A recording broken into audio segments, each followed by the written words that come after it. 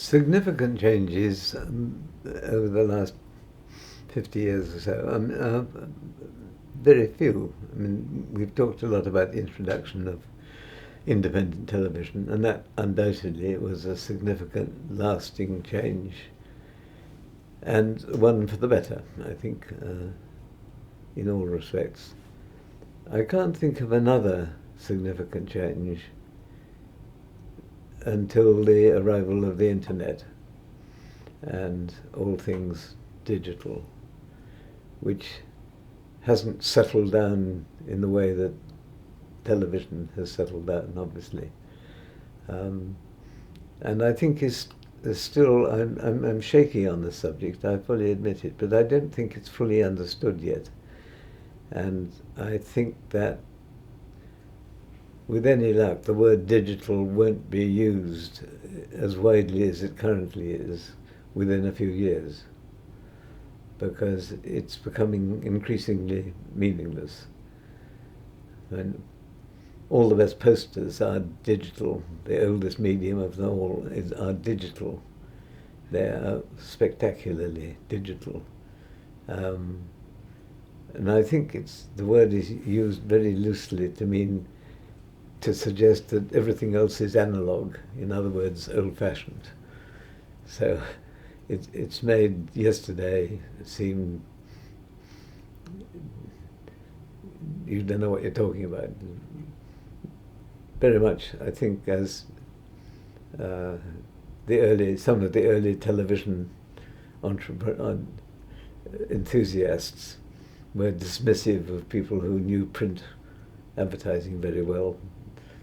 And every new scheme every new idea wants to say, up until now, everything that's happened up until now is now history.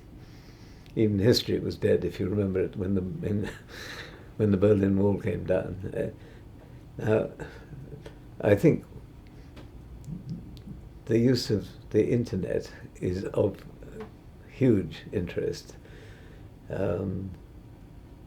And I think the development of social media using the internet is of huge interest and importance.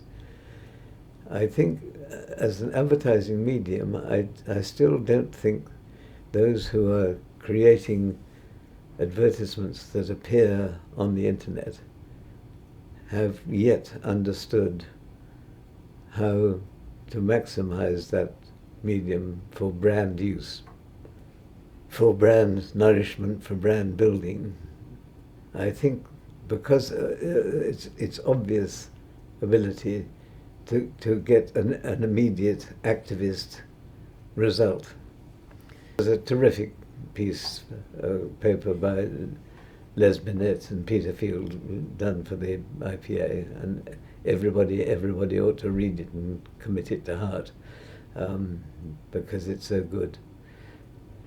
But I go back to a Stephen King paper of many years ago, which he talked about defining the role of advertising according to the scale of immediacy.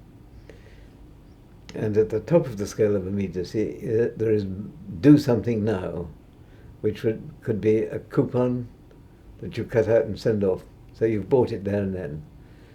And all the way down the scale of immediacy to reassuring people, restoring people's faith in it, long term, not short term, not expecting an immediate activist result.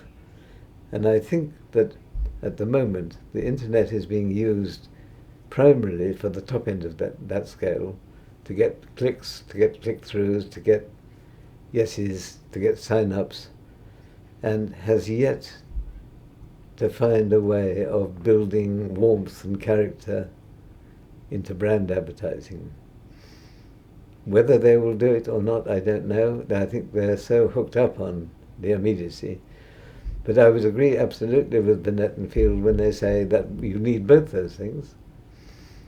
But if you're allocating a budget for a repeat purchase brand, you should think probably 40 activist, quick action, top of the scale, and 60% to create that long-lasting personality and warmth that makes people fond of brands and loyal to them.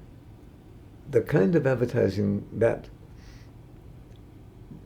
is most worthwhile for repeat purchase brands is famous advertising, is advertising that people are aware of, even if they don't use it. There's a public sense that it's out there. And so much internet advertising seems to be very private. And certainly it's true for social media. There may be billions of people who share things, but the sharing is private. Whereas you see one great 48-sheet public poster, and that's public.